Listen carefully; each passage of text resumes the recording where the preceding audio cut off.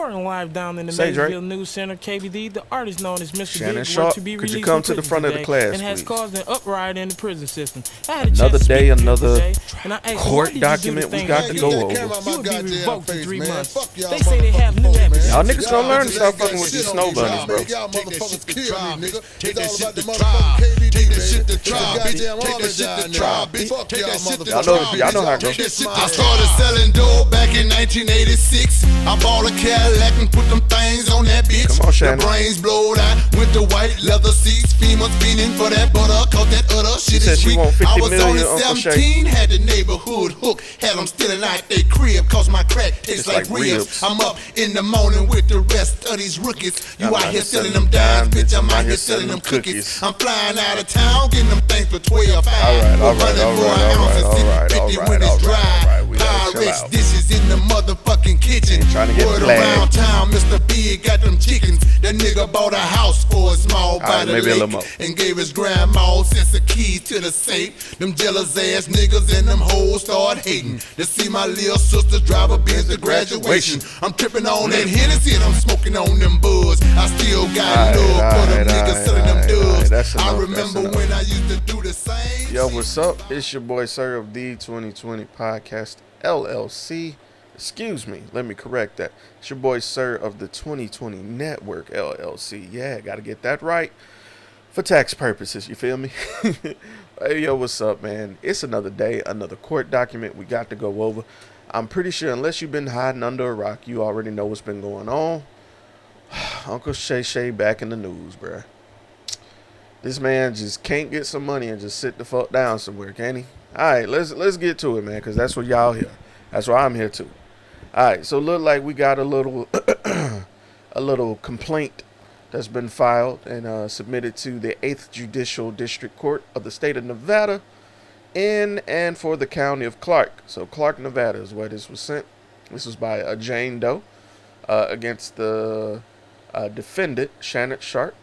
You know, we know Club Shay, you know. We know Uncle Shannon Sharpe. We know him from, you know, most notably playing in the NFL, you know. He was a Denver Broncos star, you know, for all those years. And then he, you know, once he retired, he just started commenting, you know, commentating, you know, on the outside for ESPN as a sports analyst. He then went to do Undisputed with, what's that white guy name? Skip Bayless. They fell out, you know, he left, and then that show went to shit. But, you know, he came out with his own podcast, Club Shay, and he's been doing well ever since that interview with Cat Williams.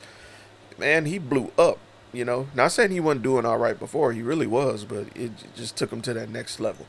He's the new VJ Vlad, but we'll get to that on another day. So let's get into this document. Y'all know how I do. I read the document. I let y'all think what y'all think, but that way we can't be making assumptions out here. So I know people don't have time to find these documents and go through them, so that's why I do it for you. And it gives me the right to use my degree that I'm about to receive for public speaking. So it's a twofer, you know? All right, so let's get into it. Plaintiff Jane, damn, already fucking up. Plaintiff Jane Doe complains of defendant Shannon Sharpe, who and for cause of action would respectfully show his honorable court the following. Introduction. A woman can say yes to consensual sexual relations with a man 99 times. But when she says no even once, that no means no. I agree.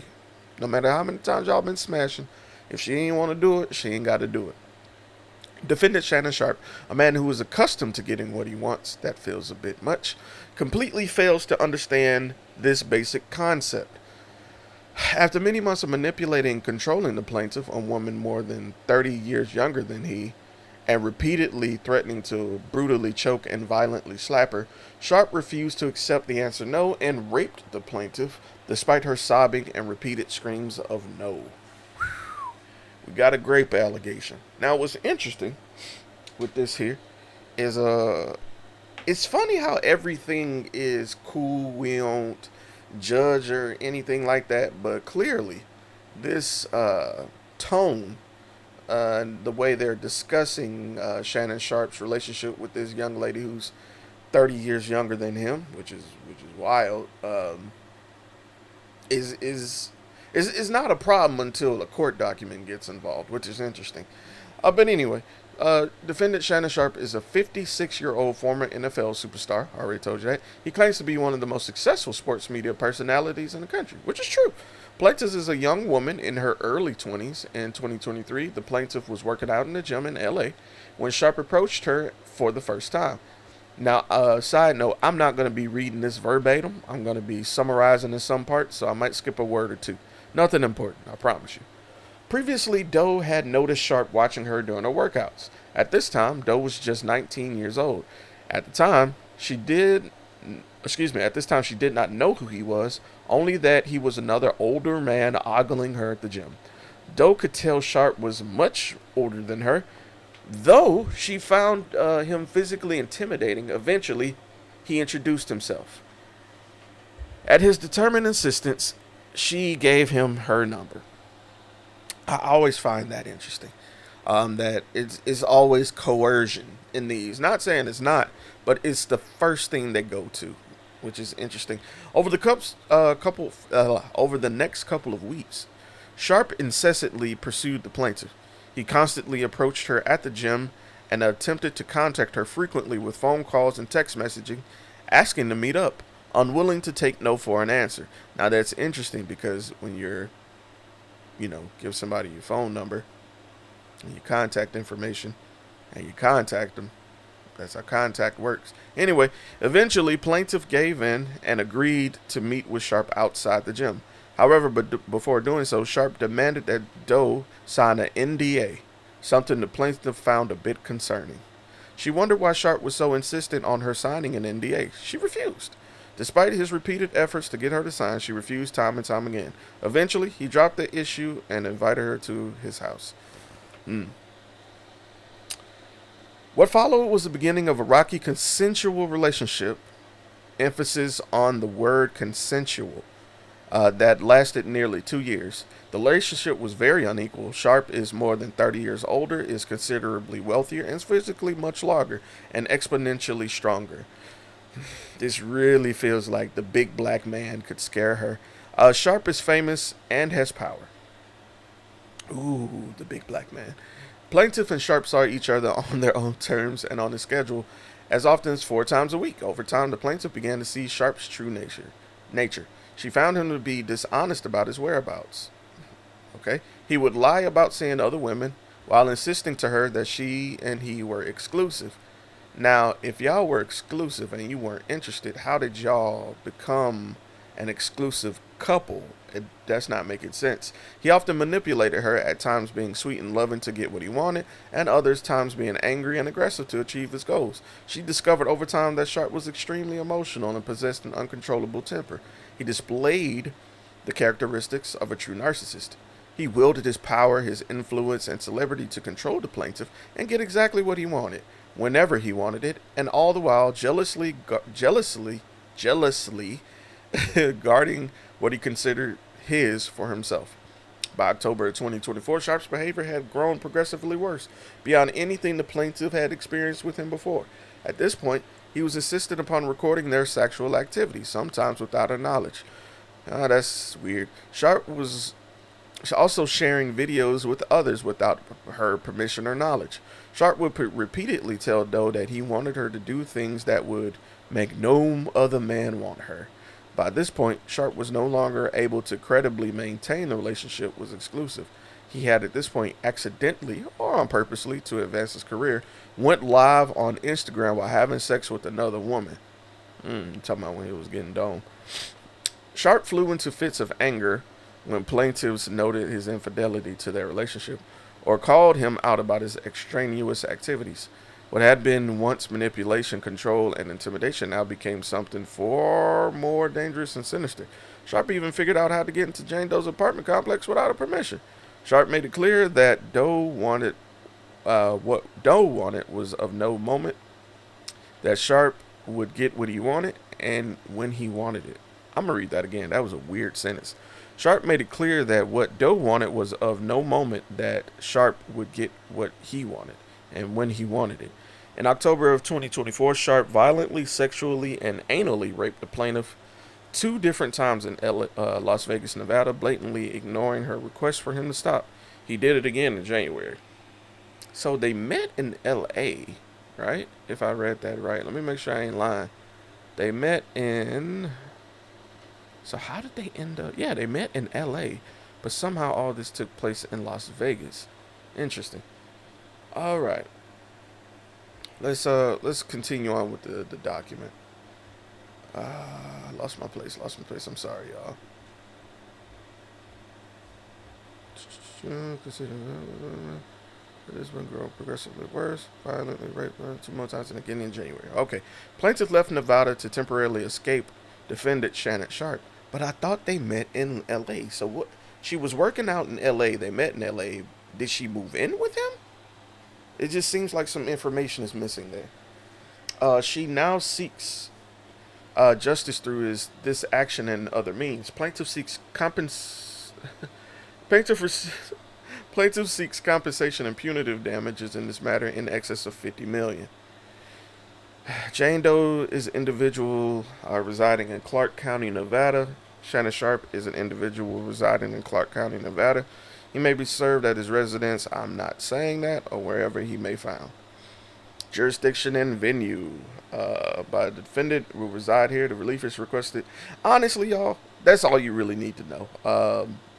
Long story short, she's claiming that after that incident where, quote unquote, his sexual experience was leaked to the internet, that she snapped at him due to them supposed to being exclusive. They were not, and he raped her in response.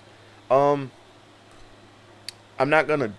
Yeah, I am. It's just interesting. She claimed to be so afraid and not interested, and she gave in. According to this, not saying that doesn't happen. It does, but doing all of this, claiming you were so afraid of this man and you were pressured into this, and if he went and had relations elsewhere, how did y'all even get to be exclusive if you weren't interested at all? Like, if you aren't pressured, how'd you get to be exclusive? Like, there's something missing there. Something just isn't adding up. The rest of the article here appears to just kind of talk about some other instances regarding his media personality. We might as well do it. Fuck it, we here. Upon retirement, Sharpe transitioned into sports broadcasting, quickly achieving success in the industry. Sharpe spent several years at CBS Sports before moving to Fox, where for over a decade he built a reputation for a strong opinion and hot takes. Blah, blah, blah, blah, blah. Sharpe's legacy extends beyond the field of media in one glaring area. It is not good. Sharpe has a documented history of abusing and mistreating women. As example, he is currently a defendant in a lawsuit before the Supreme Court of New York, facing claims of a woman of intentional infliction of emotional distress, among other allegations. Many of the factual allegations in the New York case are eerily similar to his actions toward the plaintiff here. So if that is true, if he has a repeat offense, I want to see the details. Perhaps if you let me know what y'all think, we can go find that case and then we'll read the reports from that.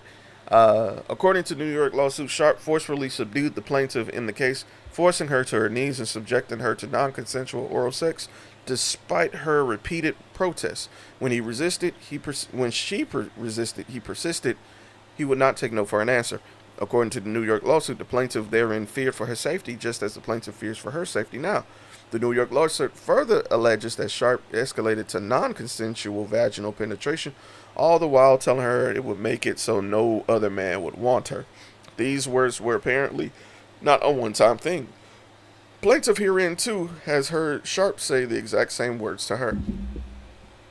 In September 2024, Sharpe live-streamed himself on accident, that's in quotations, having sex with a woman. Upon information and belief, he did so on purpose to seek media exposure and to attract social media views and attention. Now that I agree with. To live-stream himself, he would have had to deliberately swipe right on Instagram to activate the live feed. Sharpe claims it was accidental. However, discreetly recorded sex without his partner's knowledge is something that he's known to do, and he did so to the plaintiff herein. All right. The plaintiff discovered that Sharpe had been secretly recording their sexual encounters without her consent. When she confronted him, he summarily dismissed his concern, claiming the videos were for his own personal use. That too was a lie. Upon information and belief, Sharpe on multiple occasions shared the recordings with his friends and associates. At one point, even forced the plaintiff to have sex with him while FaceTiming one of his childhood friends named Bucket. Wow. Whenever a plaintiff would get up the courage to object to Sharpe's outrageous conduct, which was not often, he would aggressively and angrily put her back in her place. I want to know what that means. Define that. Define putting her back in her place. Let me know. Because I think that's important to understand what that is. Like, saying that as a quotation isn't saying what actually is happening. Shannon Sharpe isn't just a sports icon. He's something far worse. He's a flawed, narcissistic individual. Oh, I'm so sick of that word. A narcissistic individual who spent years using his fame, power, and influence to manipulate, control, subjugate, and violate women. With this suit, the plaintiff intends to end this egregious conduct. January 2023, the beginning of a consensual but deeply manipulative relationship. Sharpe first met the plaintiff in a Los Angeles gym in 2023. Sharpe would deliberately watch Doe in such a way that she knew he was watching her. One day, the plaintiff finished the set and turned around. She found Sharpe standing inches behind her. Sharpe told her that he had noticed her in the gym and wondered why she had not introduced herself. This was one of the first times they spoke. Plaintiff at the time, who had just turned 20 years old, was caught off guard and was face to face with a 54-year-old man she had never met. Plaintiff did not know at the time who Shannon Sharpe was.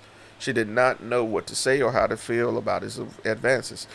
During the first conversation, Sharpe proposed a challenge, a competition to see who could lean out faster. The prize, if the plaintiff won, he would buy her fake tits. Plaintiff was stunned.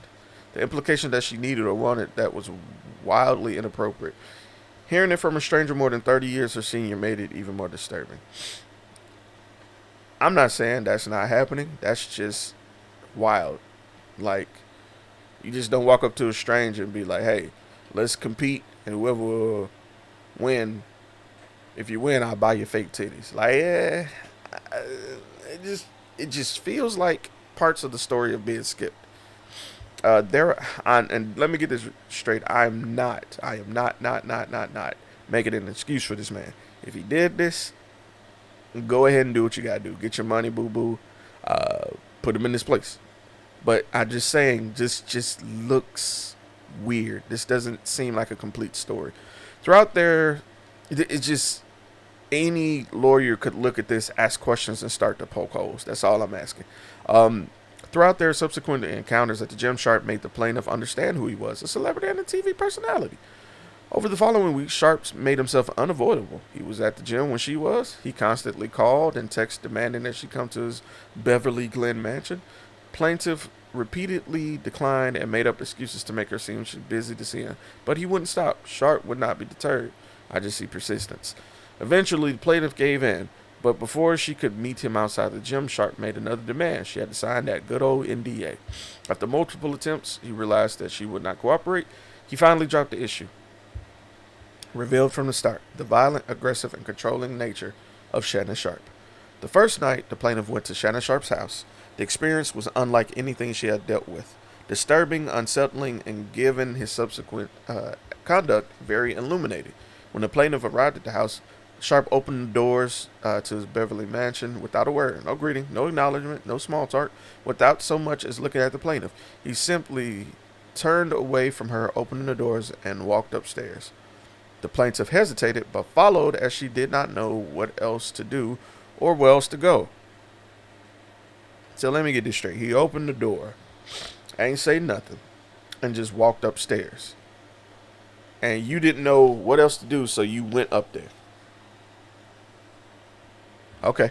When they reached for the bedroom, Sharpe pointed to the bed before disappearing into the bathroom and shutting the door behind him.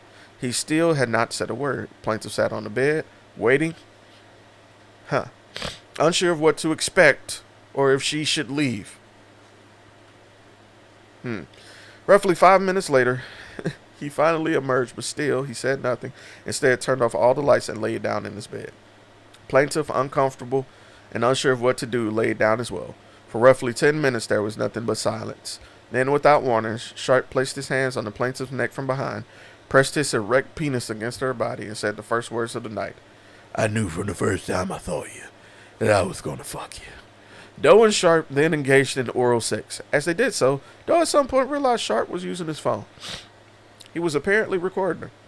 Plaintiff could see that he was trying to be discreet, but it was obvious what he was doing. She said nothing, scared to confront him for what he might do or might say.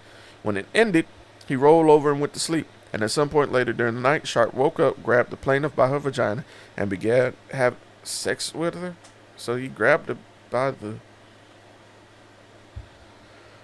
Okay. The next morning, Sharpe woke up around 4 a.m. to shoot a media segment for Sports TV.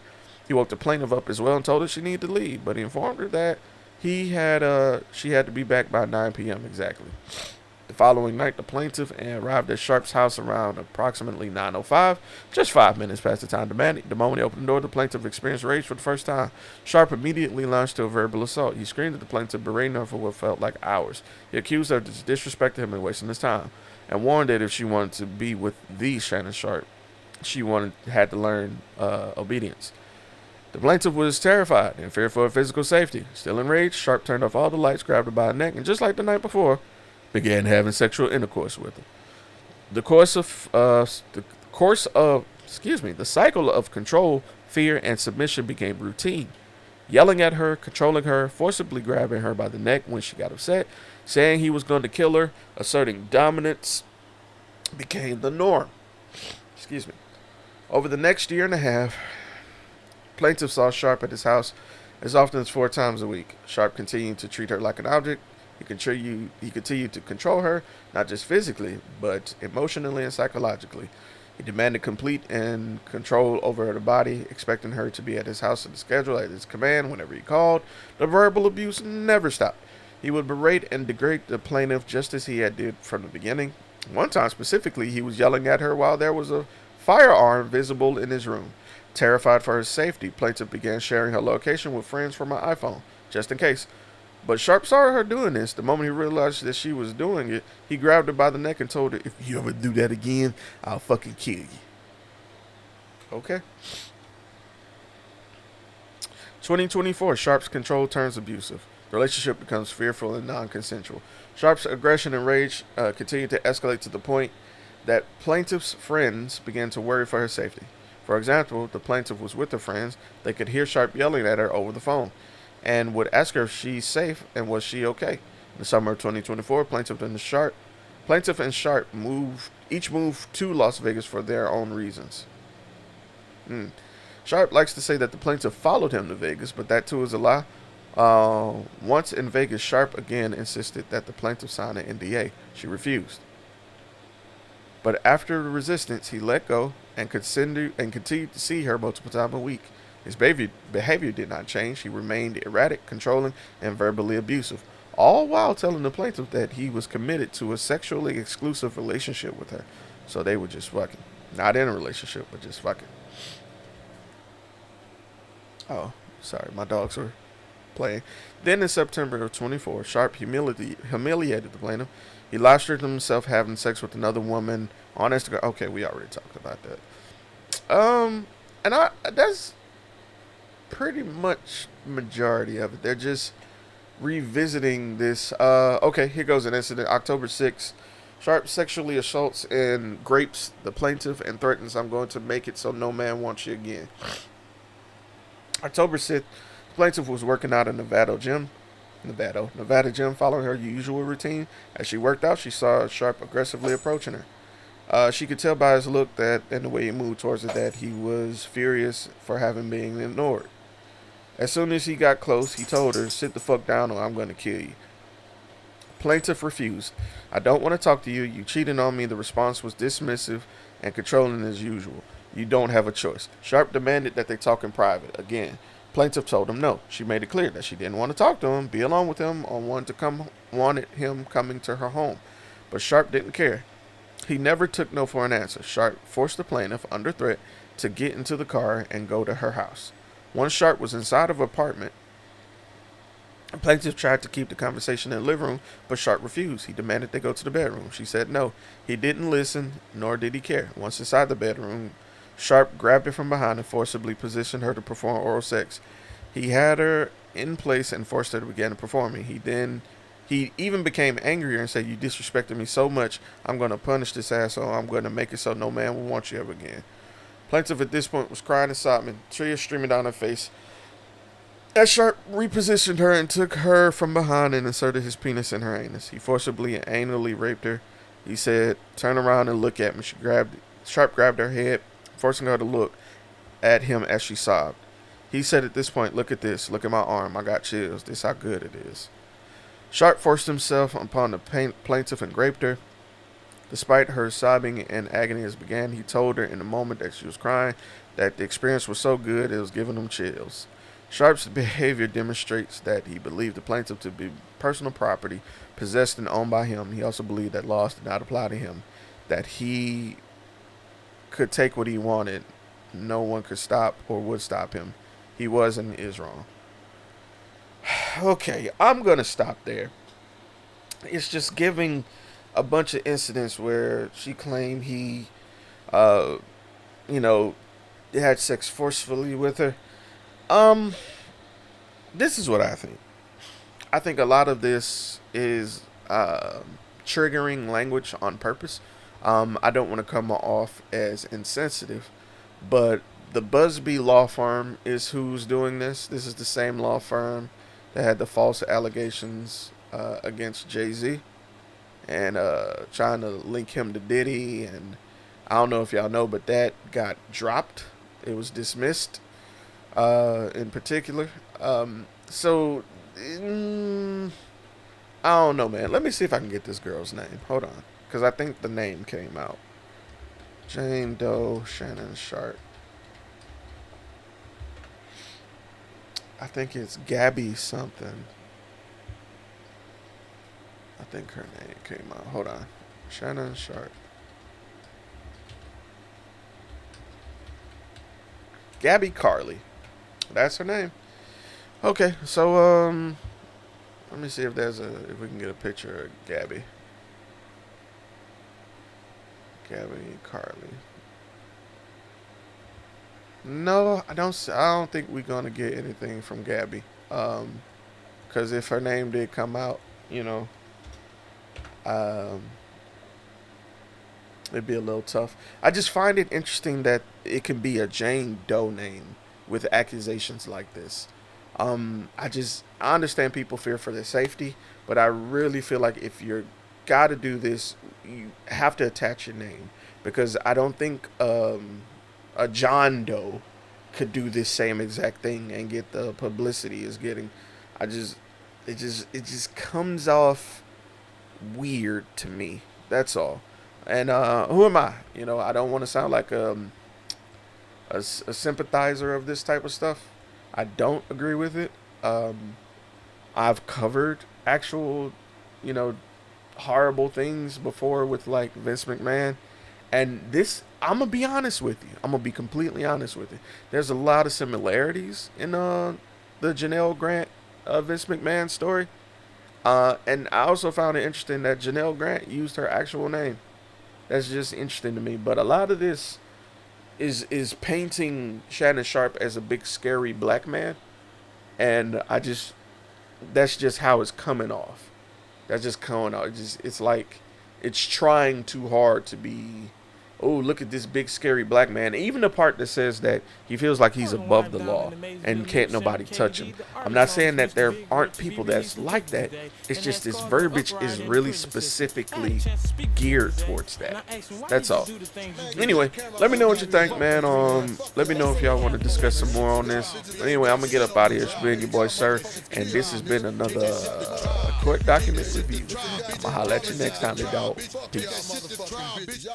I started selling dope back in 1986. I bought a Cadillac and put them things on that bitch. The brains blow.